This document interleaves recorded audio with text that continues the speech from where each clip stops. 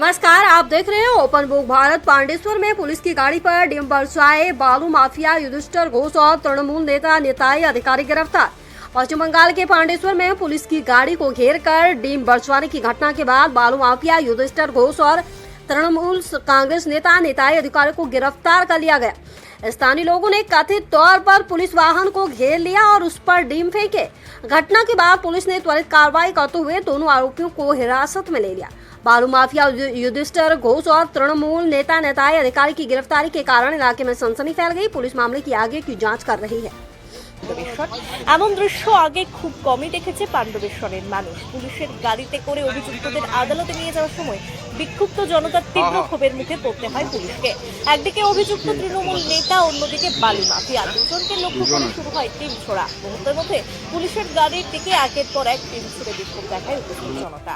জানা গেছে 2002 সালের একটি পুরনো মামলায় জারি থাকা গ্রেফতারি পরোয়ানার ভিত্তিতে বালি ব্যবসায়ী তথা অভিযুক্ত বালি মাফিয়া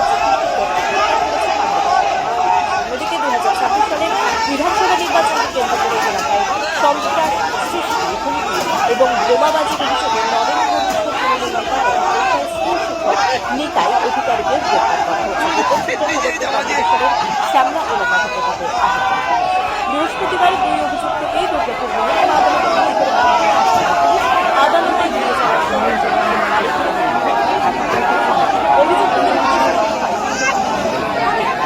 এলাকায় ব্যাপক চাঞ্চল্য সৃষ্টি হয়েছে। পুলিশ সূত্রে জানা গিয়েছে গোটা পরিস্থিতি নিয়ন্ত্রণে রাখতে অতিরিক্ত পুলিশ মোতায়েন করা হয় এবং নিরাপত্তার